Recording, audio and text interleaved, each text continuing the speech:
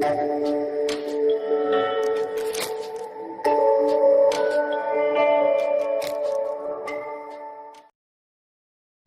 Morning बच्चों। तो आज हम वेक्टर के 5th लेक्चर को स्टार्ट करते हैं बेटा। तो अगर लास्ट टाइम में बात करें तो लास्ट टाइम में हमने क्या बता दिया था। लास्ट टाइम में हमने आपको बताया था कि अगर कभी भी दो यूनिट वेक्टर्स को, अगर एक्सिस के लॉन्ग जो हमारे यूनिट वेक्टर होते हैं आई कैप जे कैप के कैप, अगर इनका हम क्रॉस मल्टीप्लिकेशन करते हैं तो क्या फॉलो करना चाहिए बेटा, साइक्लिक ऑर्डर को फॉलो करना चाहिए। अगर साइक्लिक ऑर्डर में हम चलेंगे तो वैल्यू क्या होगी, बचे हुए वेक्टर के बराबर होगी। और अगर साइक्लिक ऑर्डर का उल्टा अगर चलेंगे तो बचे हुए वेक्टर के माइनस के बराबर होगी। किसके बराबर होगी, माइनस के बराबर। एक फटाफट चेक कर लो, जैसे हमने कह दिया कि मान लो मैंने कह दिया के क्रॉस जे, इसकी वैल्यू किसके बराबर की बताओ। तो सोचो आई जे के, अगर जे के होता तो आई के बराबर होता, लेकिन के क्रॉस जे होगा क्या, उसका उल्टा हो गया ना, तो इसकी वैल्यू क्या होगी, माइनस आई के, माइनस आई के। क्लियर है बेटा, तो ये बात क्लियर है आप सबको, ठीक। तो लास्ट टाइम पे अगर हम बात करें तो ये सब सारी चर्चाएं हो गई थी हम लोग की, ठीक है। तो आगे बढ़ते हैं हम लोग, हटा इसको बेटा, ठीक। तो इसको हम लोग रफ करते हैं। तो अगली बात करते हैं हम लोग। तो लास्ट टाइम पे हमने क्या पढ़ा था, अगर दो वेक्टर ए और बी हो तो इनका जो cross product A cross B होता है, ये किसका वैल्यू किसके बराबर होता है, ए का मैग्नीट्यूड बी का मैग्नीट्यूड साइन थीटा। क्या होता है बेटा, ए का मैग्नीट्यूड बी का मैग्नीट्यूड साइन थीटा इंटू क्या होता है बेटा, एन कैप आता था। क्या आता था, क्या ए क्रॉस बी की यही वैल्यू आती थी, A B sine theta n cap, A B sine theta n cap. सोचो अगर इस वेक्टर का मैं मैग्नीट्यूड लूँ, क्या बोला, क्या लूँ इसका मैग्नीट्यूड। अगर मैं इसका मैग्नीट्यूड लूंगा तो बताओ ध्यान से, ए बी साइन थीटा क्या आएगा बेटा, A into B into sine theta, ये तो कांस्टेंट बाहर चला गया। बताओ एन कैप, एन कैप कैसा वेक्टर है, यूनिट वेक्टर, तो इसका मैग्नीट्यूड क्या होगा, 1 होगा कि नहीं, तो इसका मैग्नीट्यूड क्या आ जाएगा 1। तो इसका मतलब ए क्रॉस बी का जो मैग्नीट्यूड होता है वो कितना होता है बेटा, A B sine theta, A B sine theta. यहाँ तक क्लियर है बेटा। अच्छा, तो हमने ये बात आपको क्लियर है यहाँ पे, ठीक है।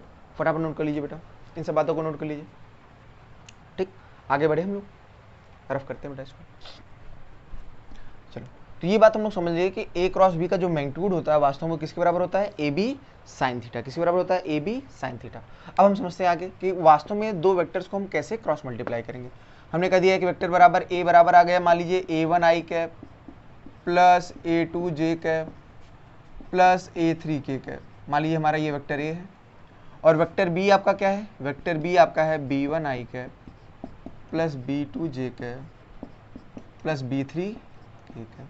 ये आपके पास ए और बी दो वेक्टर है। हमको यहाँ पे क्या फाइंड करना है, इन दोनों का क्रॉस प्रोडक्ट। क्या फाइंड करना है बेटा, क्रॉस प्रोडक्ट। तो क्रॉस प्रोडक्ट निकालने के लिए क्या करेंगे, vector A cross vector B, क्या यही तो करना है बेटा। तो पहला वेक्टर क्या है बेटा, पहला वेक्टर है तो A one I cap plus A two J cap plus A three के कैप क्रॉस वेक्टर बी क्या है, वेक्टर ई भी हमारा है बी वन आई कैप प्लस बी टू जे कैप प्लस बी थ्री। क्या यही दोनों वेक्टर्स है कि नहीं बेटा। तो ये हमारा रहा वेक्टर ए और ये रहा वेक्टर बी, इन दोनों को क्या करना है, क्रॉस। तो इन दो वेक्टर का क्रॉस करने का तरीका एक तो वैसे होगा जैसे आप करते हो नॉर्मली, ठीक है। इसी का एक छोटा तरीका होता है जिसको कहते हैं हम लोग किसका यूज कर लेते हैं, डिटर्मिनेंट का यूज करके करते हैं। किसका यूज करके करते हैं बेटा, डिटर्मिनेंट का यूज करके। कैसे करते हैं देखिए आप इसको, तो इसको क्रॉस करने के लिए किसका इस्तेमाल करते हैं बेटा, हम डिटरमिनेंट का इस्तेमाल करते हैं। किसका इस्तेमाल करते हैं, डिटरमिनेंट। तो देख लीजिए कैसे होता है बेटा, बड़ा आसान तरीका है, सिंपल सा। ऐसे आप दो लाइन बनाएंगे, इनके क्या बोलते हैं इन्हें, इसके अंदर अगर हम नंबर्स को लिख देंगे तो इन्हें हम बोलते हैं डिटरमिनेंट। क्या बोलते हैं, डिटरमिनेंट, ठीक है। पहले क्या लिखेंगे, आई कैप, उसके बाद जे कैप और के कैप, पहले ऐसे लिख लेंगे आप, ठीक है ना, आई कैप जे कैप के कैप। पहले कौन सा वेक्टर आ रहा है, वेक्टर ए। तो इसके जो आई का कोफिशिएंट होगा उसके नीचे आई का कोफिशिएंट लिखिए, जे के नीचे जे का कोफिशिएंट, के नीचे के का, इनके कोफिशिएंट लिखने हैं। आई का कोफिशिएंट क्या है, ए वन, यहाँ लिखिए। इसका क्या है, ए टू, इसका क्या है, ए थ्री। दिख रहा है ना बेटा। उसके बाद कौन सा वेक्टर आ रहा है, बी ना। पहले ध्यान रखना, पहले वही वेक्टर के कोफिशिएंट लिखने हैं जो पहले आ रहा हो, बाद में दूसरे के कोफिशिएंट। तो दूसरा क्या आ रहा है बेटा, वेक्टर बी ना, तो इसमें तो बता आई कोफिशिएंट क्या है, बी वन, जे का कोफिशिएंट क्या है, बी टू, और के कोफिशिएंट क्या है, बी थ्री। पहले यहाँ तक समझो, ये ऐसे लिख लेंगे हम। क्रॉस प्रोडक्ट निकालने के लिए हम किसका इस्तेमाल करते हैं, डिटरमिनेंट का। इस चीज़ को हम बोलते हैं डिटरमिनेंट। क्या बोलते हैं, अब इस डिटरमिनेंट को क्या करना पड़ेगा, ओपन करना है। क्या करना है, ओपन करना है। कैसे आप ओपन करेंगे, आप ध्यान रखिए, कुछ बातें आपको देखो यहाँ पे आपके लिए एकदम नया है, तो कुछ बातें आपको ध्यान रखनी पड़ेगी। कैसे, तो देखो डिटरमिनेंट खोलते वक्त हम लोग साइन के साथ खोलते हैं। इसका प्लस साइन, इसको खोलेंगे तो प्लस माइनस प्लस, ऐसे चलता है बेटा, प्लस माइनस प्लस, ठीक है। इसके बारे में आप मैथ में आप पढ़ेंगे आगे चल के 12th में कि कैसे डिटरमिनेंट को हम ओपन करते हैं, ठीक है। तो साइन याद करना, प्लस माइनस प्लस। तो पहले सबसे पहले इससे ओपन करते हैं, तो हमेशा रो के लॉन्ग खोलिए, उससे खोलेंगे तो जल्दी हो जाएगा बेटा। तो हम पहले इसके लॉन्ग खोलते हैं, इस रो के लॉन्ग खोलते हैं, पहले रो के लॉन्ग। तो पहला आई से ओपन करेंगे, कहाँ से करेंगे बेटा, आई से। तो अगर आई से ओपन करोगे तो क्या होगा, आई कैप। अब क्या होता है, कैसे ओपन होता है, ध्यान रखो। ओपन करने के लिए क्या होता है, जो भी आप एलिमेंट लो उससे होकर जाते हुए रो को छोड़ो और कॉलम को छोड़ो। तो सोचो हमने ये लिया ना, तो इससे जाते हुए रो को छोड़ा और कॉलम को छोड़ा, इससे जाते हुए रो और कॉलम को छोड़ दिया। तो इससे जाते हुए रो और कॉलम को अगर छोड़ दोगे तो क्या बच रहा है, देखो A2 B2 A3 B3, क्या यही बच रहा है ना। तो जो बच रहा है उसको ऐसे लिख दो, A2 B2 A3, क्या ये बचा। हमने क्या बोला बेटा सिस्टम पे, पहले हम इससे ओपन, इस पहले रो से ओपन करिए, किससे ओपन करिए, पहले रो से, थोड़ा जल्दी हो जाएगा। तो हमने कहा आई से ओपन करते हैं, तो जिससे आप ओपन करो उससे मल्टीप्लाई करिए, इससे जाते हुए रो को छोड़िए और कॉलम को छोड़िए। फिर जो एलिमेंट आपको दिख रहे हैं ना उनका छोटा सा डिटरमिनेंट बना के लिख दीजिए। कौन कौन से एलिमेंट दिख रहे हैं, A2 B2 A3 B3, तो इनका हमने डिटरमिनेंट बना के लिख दिया, इनका डिटरमिनेंट बना के लिख दिया। फिर प्लस के बाद किससे आएगा, माइनस से, तो जे वाला माइनस से खुलेगा, माइनस से का। फिर वही बात, इससे जाते हुए रो को छोड़ो और कॉलम को छोड़ो, तो इससे जाते हुए रो को छोड़ा और कॉलम, तो क्या बच रहा है, देखो कौन कौन से एलिमेंट आ रहे हैं, A1 B1 A3 B3 बच रहा है कि नहीं बेटा, ध्यान दीजिए, A1 B1 और A3 B3 जैसे आ रहे हैं इनको ऐसे लिख दो। सर पहले है A1 B1 और बाद में आपका है A3 B3, क्लियर है। प्लस, अब क्या हो गया, प्लस माइनस, फिर प्लस आएगा ना, प्लस आया कि नहीं बेटा। अब के कैप है तो के कैप से मल्टीप्लाई करिए। अब इससे जाते हुए क्या छोड़ेंगे, रो और कॉलम छोड़ दीजिए, इससे जाते हुए रो को छोड़ा और कॉलम को जब छोड़ देंगे तो देखो क्या बच रहा है, A1 B1 A2 B2 बच रहा है कि नहीं, दिख रहा है ना, देखो एलिमेंट्स A1 B1 और A2 B2। अब जैसे बच रहा है इसको वैसे लिख देते हैं, A1 B1 और A2 B2, ठीक है। अब इसके बाद वाली चीज़ क्या होगी, अब याद है आपने ऐसा कभी मल्टीप्लिकेशन पढ़ा होगा, जो आपने पढ़ा होगा लीनियर इक्वेशन में क्रॉस मल्टीप्लिकेशन, क्या पढ़ा होगा, क्रॉस मल्टीप्लिकेशन। तो क्या करेंगे बेटा, इसको हम इससे मल्टीप्लाई कर लेंगे, इसको इससे मल्टीप्लाई कर लेंगे और इसको इससे मल्टीप्लाई करेंगे, और इसको प्लस में लिखेंगे और इसको माइनस में। तो देखिए कैसे लिखेंगे, आप इसको इससे मल्टीप्लाई करिए, क्या आएगा बेटा, A2 B3 और इसको इधर करेंगे तो माइनस करके लिखेंगे, माइनस में A3 B2 A3 क्या, this into I cap, this into I cap. फिर यहाँ पे देखिए बेटा A1 B3 और इधर से करेंगे क्या, माइनस में आ जाएगा कि नहीं बेटा, तो माइनस बाहर कर लीजिए, क्या आएगा बेटा, A1 B3 माइनस क्या A3 B1 क्या, this into J cap, this into J cap. अब यहाँ पे बात करते हैं इससे, इससे देखिए बेटा क्या, A1 B2 minus A2 B1, तो इसका आएगा बेटा A1 B2 minus A2 B1 क्या, दिस इंटू के कैप। तो यहाँ से देखो बेटा, तो ये किसका माना गया, ये इन दोनों वेक्टर के क्रॉस प्रोडक्ट। आपको ये फॉर्मूला नहीं रटना है बेटा, तरीका ध्यान रखना है कि कैसे हम वास्तव में इसको डिटरमिनेंट द्वारा सॉल्व करते हैं, बस इस तरीके पर फोकस करना है बेटा, मेथड पे फोकस करना है कि कैसे हम इसको डिटरमिनेंट लिखते हैं और उसके बाद डिटरमिनेंट को ओपन कैसे किया जाता है। तो हमेशा याद रखना है बेटा, डिटरमिनेंट को ओपन हम पहले रो के लॉन्ग करेंगे, साइन कैसे याद रखेंगे, प्लस माइनस प्लस, पहले से ओपन करेंगे प्लस, फिर इससे माइनस, फिर इससे प्लस। अब ये भी बहुत ज़्यादा नहीं बताऊंगा क्योंकि ये डिटरमिनेंट आप अच्छे से पढ़ोगे कि ये साइन क्यों आता है बेटा। एक्चुअली इसका एक फार्मूला होता है साइन निकालने का, -1 की पावर रो प्लस कॉलम। तो बताओ पहला रो पहला कॉलम है तो इसलिए यहाँ साइन, इसलिए बहुत ज़्यादा भी चर्चा करूँगा तो आपके लिए थोड़ा दिक्कत होगा। तो आप अभी ऐसे याद रखिए कि प्लस माइनस प्लस से ओपन करना है, बाकी आपके सामने सब दिख रहा है बेटा, ठीक है। तो जिससे भी ओपन करेंगे उससे जाते हुए रो को छोड़ना है और कॉलम को छोड़ना है, बाकी जो एलिमेंट जैसे बच रहे हैं उनको आप ऐसे लिख दीजिए, उनका छोटा डिटरमिनेंट बना के, फिर उसको ओपन करना आपको आता है, क्रॉस मल्टीप्लाई करना था, इधर से करेंगे तो प्लस में होगा, इधर से करेंगे तो माइनस करके लिखेंगे। क्लियर है यहाँ तक बेटा, तो आपको थोड़ा थोड़ा समझ में आ रहा है कैसे करते हैं बेटा, एक दो क्वेश्चन इस पर बेस्ट कर लेते हैं तो आपको आइडिया थोड़ा क्लियर हो जाएगा। हटाओ बेटा, नोट कर लीजिए आप सब, ठीक, आगे बढ़े हम।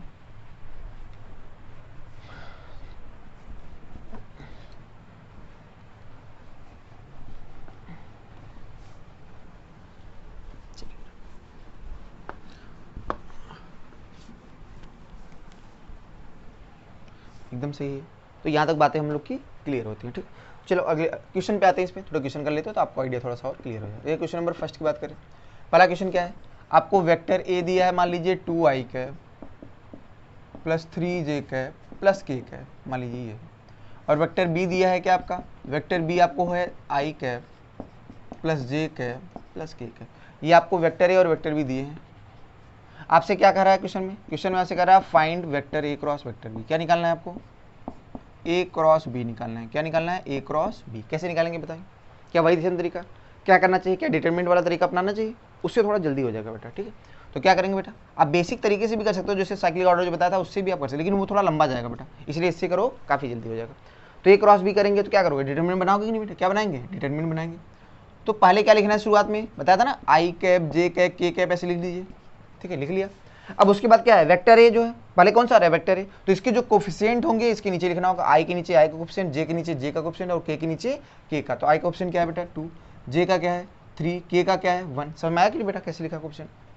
तो ए का हो गया, अब किसका है, बी का, तो बी का लिखिए, आई का ऑप्शन 1 है, जे का 1 है, के का 1 दिख रहा है ना यहाँ पे, देखिए आई का ऑप्शन 1 है, जे का भी 1 है, के का भी 1 है। अब क्या करेंगे, इसको ओपन कर लेंगे।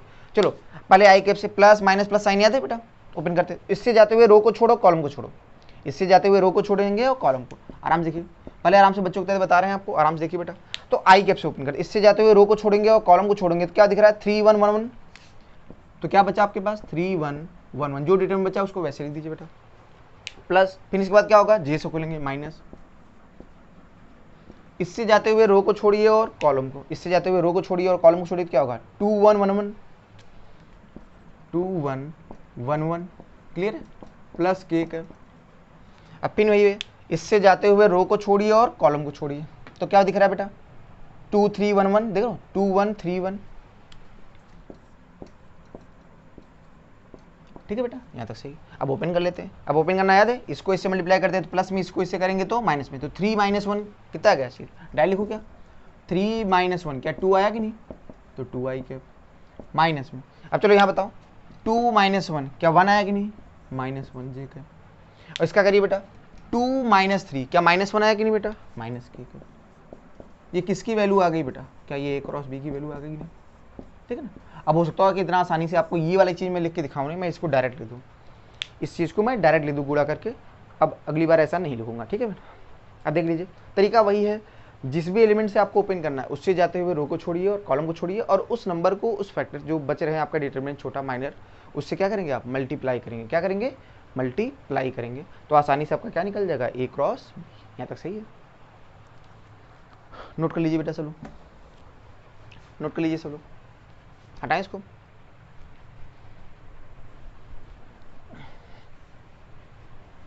ठीक, इस तरह से करते हैं बेटा।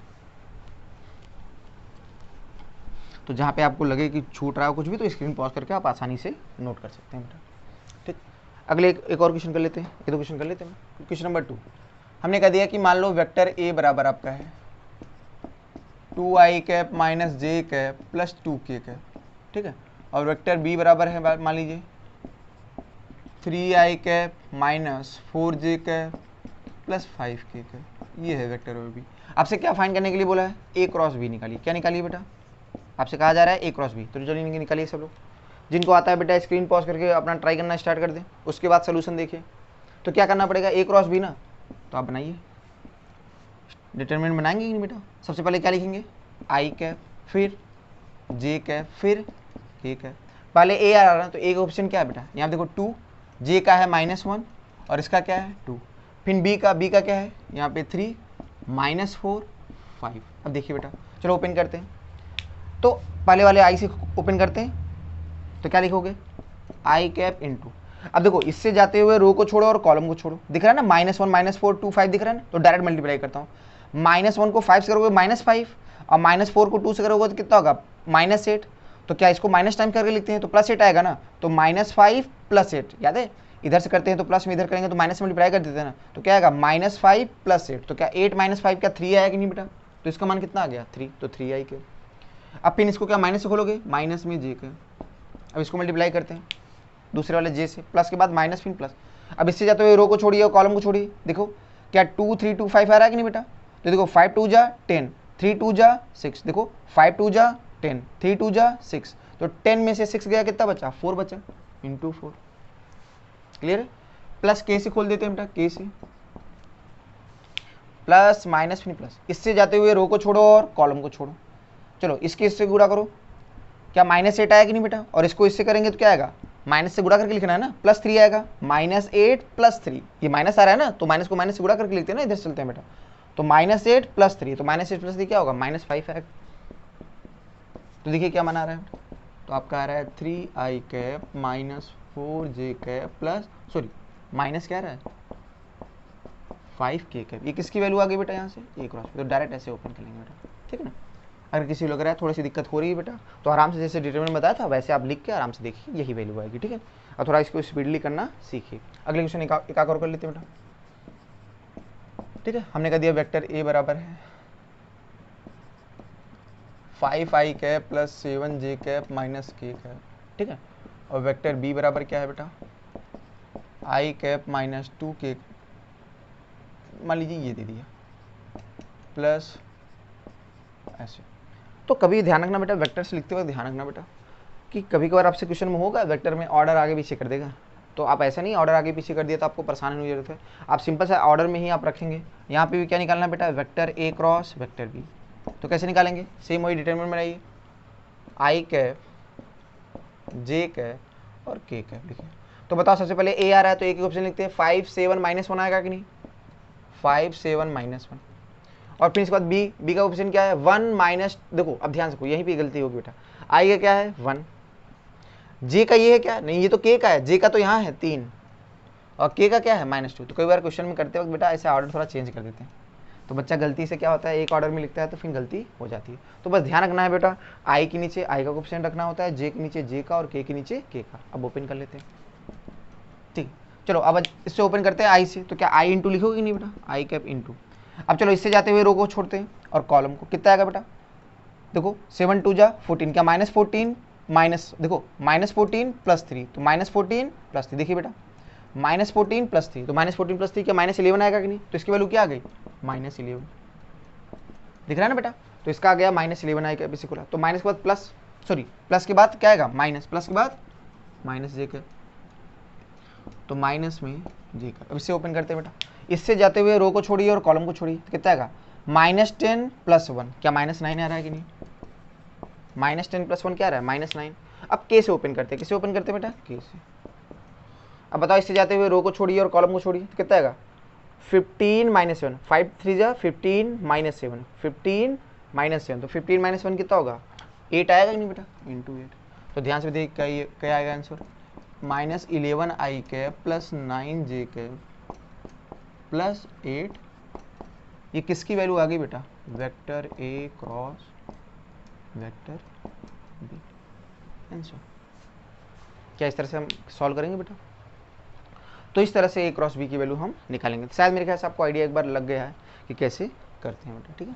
तो इस तरह से हम बहुत सारे क्रॉस प्रोडक्ट को निकाल सकते हैं बेटा। तो दो वेक्टर का कभी भी क्रॉस प्रोडक्ट करना हो तो आप इस तरीके से यूज़ करिए, ठीक है बेटा। हटाओ उसको, ठीक है, यहाँ तक समझ आ रहा है सबको बेटा, रफ करते हैं। तो मेरे ख्याल से आपको थोड़ा थोड़ा समझ में आ गया बेटा कैसे करते हैं। एक दो क्वेश्चन और प्रैक्टिस कर लीजिएगा, आपको कोई दिक्कत नहीं होगी। बुक्स में आपके बहुत सारे प्रॉब्लम्स होंगे तो आप ऐसे क्रॉस प्रोडक्ट आसानी से निकाल सकते हैं, ठीक है बेटा। अब बात करते हैं इसके एप्लीकेशन पे, किसी बात करते हैं इसका एग्जांपल, ठीक है। जैसे हमने बताया था ना डॉट प्रोडक्ट का एग्जांपल क्या होता है वर्क, वैसे इसका एग्जांपल क्या होता है टॉर्क। क्या होता है बेटा, अगर हम बात करें क्रॉस प्रोडक्ट का जो एग्जांपल है वो क्या होता है बेटा, इसका एग्जांपल टॉर्क होता है। अब ये टॉर्क क्या होता है, जैसे ध्यान रखना किसी बॉडी को चलाने के लिए फोर्स लगाना होता है। क्या लगाना होता है बेटा, चलाने के लिए क्या लगाते हैं फोर्स लगाते हैं। वैसे किसी बॉडी को घुमाना होगा तो क्या लगाते हैं टॉर्क लगाया जाता है। क्या लगाया जाता है टॉर्क।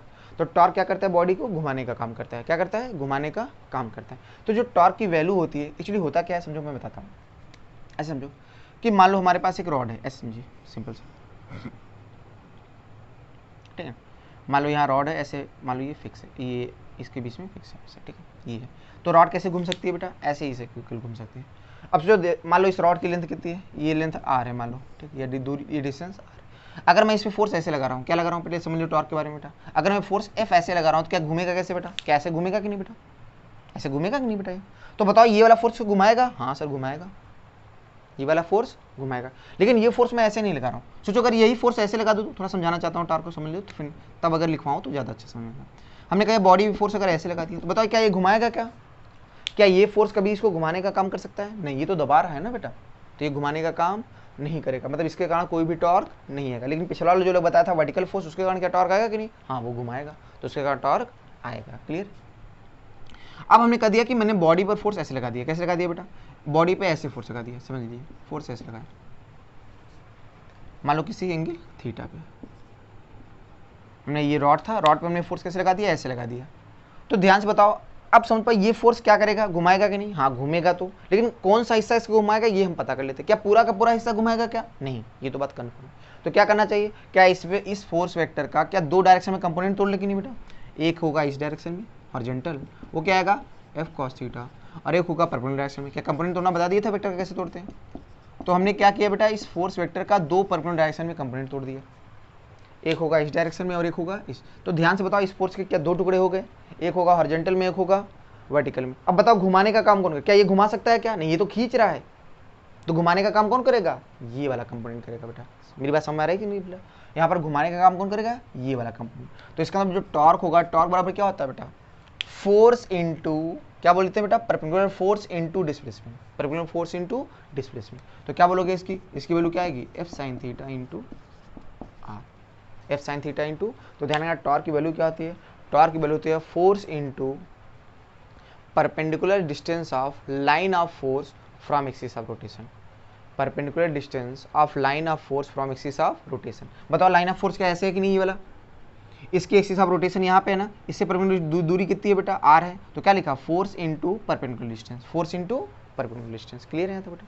तो ध्यान से बताइए टॉर्क वैल्यू क्या आ गई यहाँ से, क्या एफ आर साइन थीटा आएगा कि नहीं बेटा, एफ आर साइन थीटा। तो जो वेक्टर फॉर्म में इसको लिखते हैं तो क्या लिख सकते हो, क्या इसको हम आर क्रॉस एफ लिख सकते हो, नहीं क्या लिख सकते हो, आर क्रॉस, ये होता है टॉर्क। तो ध्यान से बताओ आर क्या है, डिस्प्लेसमेंट कैसी क्वांटिटी है, वेक्टर क्वांटिटी, फोर्स भी कैसी क्वांटिटी है, वेक्टर क्वांटिटी। तो यहाँ पे बताओ टॉर्क कैसा मिला, वेक्टर की स्केलर वेक्टर। तो इन दो वेक्टर को मल्टीप्लाई करने पे कैसे क्वांटिटी मिली, वेक्टर क्वांटिटी मिली। इसलिए ये कैसा किसका एग्जांपल है, वेक्टर प्रोडक्ट का, वेक्टर और क्रॉस प्रोडक्ट का एग्जांपल है। क्लियर है यहाँ तक संपर्क। इस पर बेस्ड एक क्वेश्चन भी कर लेते हैं, इस पर बेस्ड एक क्वेश्चन भी कर लेते हैं बेटा, ठीक है।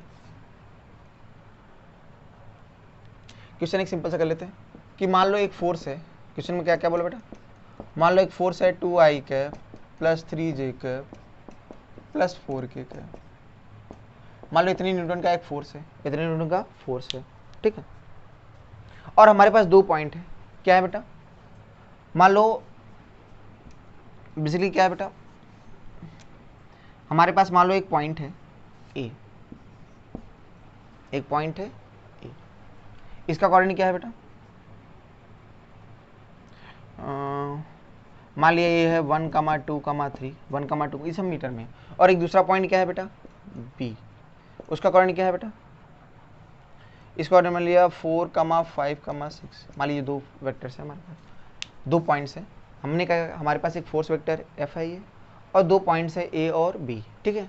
मान लीजिए जो फोर्स है, ठीक है ना, ये फोर्स की लाइन क्या है बेटा, वो आपका मान लो ये फोर्स किससे पास कर रहा है, मान लीजिए पॉइंट बी से पास कर रहा है। अच्छा थोड़ा सा इसको और अच्छे से कर दे तो ज़्यादा सही रहेगा, ऐसे बताएंगे तो थोड़ी मैं सीधे आर वेक्टर दूँ ज़्यादा समझ में आएगा, डिस्प्लेसमेंट वेक्टर, ठीक है ठीक है। हमने मान लिया फोर्स वेक्टर आपका एफ है और आर वेक्टर, थोड़ा आपको समझा दो, अभी उसमें नहीं हटकाता, नहीं तो फिर ज़्यादा दिक्कत हो जाएगी। और हमने कह दिया आर वेक्टर आपको दिया है, वो आपको दे दिया आई cap plus 2j cap minus k cap, कितना मीटर दिया है, ये आर वेक्टर और एफ। तो क्या टॉर्क बता सकते हो नहीं बेटा, क्या बता सकते हो, टॉर्क। तो टॉर्क की वैल्यू क्या होगी बेटा, क्या फार्मूला लगाओगे ना, R cross F. Actually question ने किताबों में देगा ना तो आपसे एक फोर्स दे देगा, कह देगा कि एक बॉडी है, ठीक है, जो भी मान लो इस पॉइंट पे उसका कोऑर्डिनेट आपको दे देगा, ठीक है ना। अब कह देगा उस बॉडी पर आपको इस फोर्स के कारण टॉर्क बताना है with respect to this point, आपको एक पॉइंट देगा। वही बात मैं यहाँ बोलने जा रहा था कि दो पॉइंट थे हमारे ए और बी, पहले इसको समझा करा देते हैं फिर आपको। तो क्या ये कर लेंगे आप लोग, ये तो बड़ा आसान है, इसमें कोई दिक्कत नहीं होगी, आसानी से फटाफट कर लेंगे हम लोग। क्या लिखोगे बेटा, आई कैप जे कैप के कैप, आई क्या है बेटा, आई सॉरी पहला कौन सा वेक्टर आ रहा है आर, तो इसके कोएफिशिएंट लिखो 1, 2, -1। उसके बाद क्या आ रहा है एफ का, तो आ रहा है कितना 2, 3, 4। चलो मल्टीप्लाई कर लेते हैं फटाफट, बताओ कितना आएगा, 4 2 जा 8, 8 और 3 11, क्या 11 आई कैप आएगा बेटा। अब चलो जे वाला देखते हैं, क्या माइनस में रहता है कि नहीं बेटा, इससे जाते हुए रो को छोड़ो कॉलम को छोड़ो, 4 + 2 क्या 6 आएगा, -6 जे कैप। अब के वाली बात करते हैं, इससे जाते हुए रो को छोड़ो कॉलम को, 3 - 4 क्या माइनस में, क्या इतना न्यूटन मीटर आएगा कि नहीं। इसकी यूनिट क्या होती है बेटा, न्यूटन मीटर, क्या होती है न्यूटन मीटर, ठीक है। बेसिकली जो किताबों में क्वेश्चन देता है ना आर और एफ, आप कैसे निकालते हो, आप ऐसे देगा, कह देगा एक फोर्स है, ठीक है, आपको ऐसे ही फोर्स दे देगा, कह देगा एक फोर्स है, मान लो किसी बॉडी पे लग रहा है, मान लो शुरू में बॉडी कहाँ पर है बेटा, शुरू में बता देगा बॉडी मान लो किसी पॉइंट बी पर है, उसका कोऑर्डिनेट आपको दे देगा इतना है। तो आपसे कह देगा कि आपको बताना है torque of the force about point A.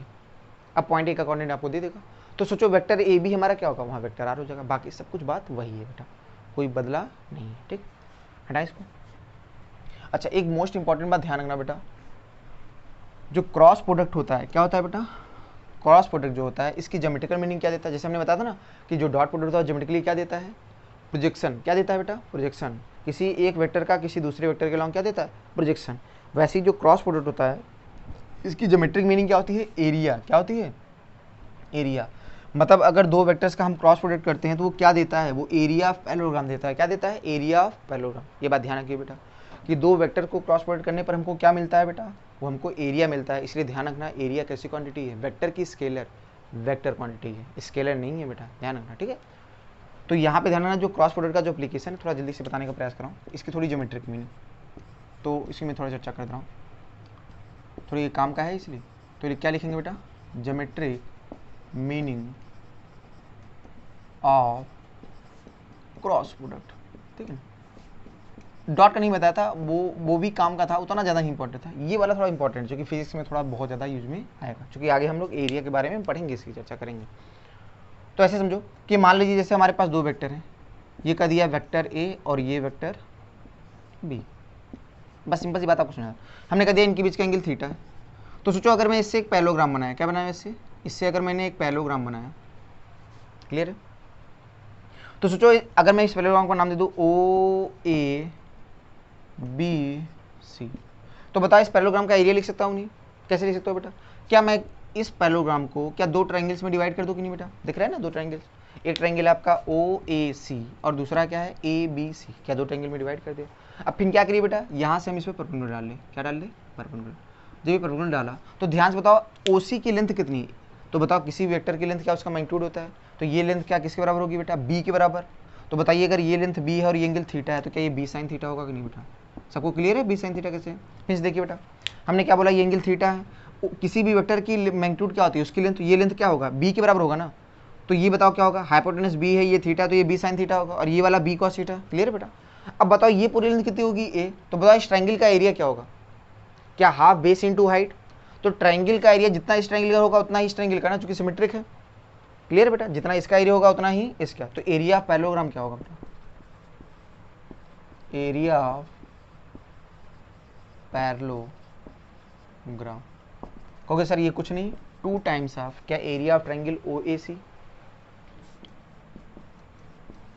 Area of triangle O A C. तो देखिए ध्यान से इस ट्रायंगल का एरिया क्या होगा, क्या half base into height, half base क्या होगा बेटा, बेस क्या ओ ए लेंथ होगा इंटू हाइट क्या है, इसको मैंने बोला मान लो ये पॉइंट डी है तो क्या इंटू सी डी होगा कि नहीं बेटा, दिख रहा है सबको, दिख रहा है ना। क्या 2 ने 2 को मार दिया, बताओ ओ ए लेंथ क्या होगा, बताओ ये लेंथ क्या इस वेक्टर का मैग्नीट्यूड होगा, ये वेक्टर कौन सा है, वेक्टर ए, तो वेक्टर ए का मैग्नीट्यूड क्या है ए इंटू सी डी क्या है, ये तो बी साइन थीटा है। तो ध्यान से देखिए क्या ए बी साइन थीटा आया कि नहीं बेटा, क्या आ गया ए बी, और शायद तुमको याद होगा बेटा आप लोग को कि ए बी साइन थीटा क्या होता है, क्या ए क्रॉस बी का मैग्नीट्यूड होता है कि नहीं बेटा, ए क्रॉस बी का मैग्नीट्यूड। इसका मतलब ध्यान से बताओ तो क्रॉस प्रोडक्ट क्या देता है, क्या एरिया पैरेललोग्राम देता है कि नहीं। इसीलिए ध्यान रखना बेटा एरिया कैसी क्वांटिटी होती है, वेक्टर क्वांटिटी। कैसी क्वांटिटी होती है, वेक्टर क्वांटिटी। क्या यहाँ तो बात समझ में आ रही है कि नहीं आप लोग को, तो ये बात इंपॉर्टेंट है, ध्यान रखिए बेटा। इसका डायरेक्शन निकालने का तरीका ठीक है, ये बाद में आपको समझा जाएगा जब वहाँ पे हम पढ़ाएंगे। एक्चुअली ये सारी चीज़ें 12th में जब हम पढ़ेंगे ना, हम लोग फ्लक्स के बारे में पढ़ेंगे, क्या पढ़ेंगे, इलेक्ट्रिक फ्लक्स या मैग्नेटिक फ्लक्स, वहाँ पे इसकी थोड़ी चर्चा होगी। ठीक है बेटा। तो ये समझ में आ रहा है बेटा कि ज्योमेट्रिकली बेसिकली जो आपका क्रॉस प्रोडक्ट होता है क्या देता है, area of parallelogram, area of parallelogram. बस इतना ध्यान रखना है, एरिया देता है, क्या देता है, एरिया। मतलब एरिया कैसी क्वांटिटी है, वेक्टर क्वांटिटी। क्लियर है बेटा, इसको रफ करें, नोट कर लीजिए आराम से, स्क्रीन पॉज करके, ठीक है ना।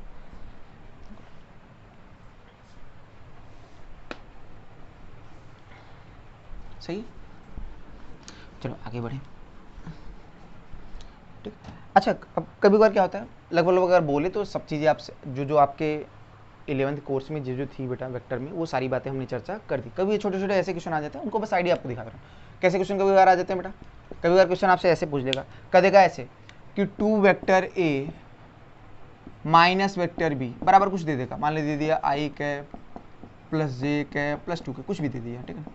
और आपसे कह दिया कि vector A plus vector B ये बराबर मान लो दे दिया 2 i cap plus 5 j cap plus मान लीजिए 7 के कैप, कुछ भी दे दिया। मान लीजिए ये वेक्टर ए, मान लो ये दोनों दे दिया, और आपसे यहाँ से पूछ लिया find vector A and vector B, या पूछ लिया ए डॉट बी या ए क्रॉस बी, कुछ भी पूछ लिया यहाँ से। तो कैसे करेंगे इस चीज़ को करने का, इसी को कैसे करेंगे बेटा, सिंपल कुछ नहीं, जैसे आप नॉर्मली लीनियर इक्वेशन सॉल्व करते हैं वैसे ही सॉल्व करके इन दोनों से ए और बी निकाल लीजिए। और जब वेक्टर ए और वेक्टर बी मिल जाएगा तो चाहे आपसे डॉट प्रोडक्ट निकलवाए, चाहे क्रॉस प्रोडक्ट निकलवाए, चाहे जो निकलवाए, आपको उसमें कोई दिक्कत नहीं होगी, ठीक है बेटा। तो यहाँ पे कैसे निकालेंगे बेटा, सॉल्व करने के लिए कैसे करेंगे बेटा, क्या ध्यान से बताओ, इन दोनों वेक्टर्स को अगर जोड़ दूँ, दोनों को अगर जोड़ दूंगा तो क्या बताओ, minus B vector plus B vector, अब काटना मत, ऐसा मत करना कट जाएगा बेटा, काटना मत, चूंकि वेक्टर में कैंसिलेशन ला होल्ड नहीं करेगा। तो vector B minus vector B क्या होगा, नल वेक्टर आ जाएगा, क्या आएगा, नल वेक्टर। तो 2 vector A plus vector A कितना आएगा बेटा, 3 वेक्टर ए,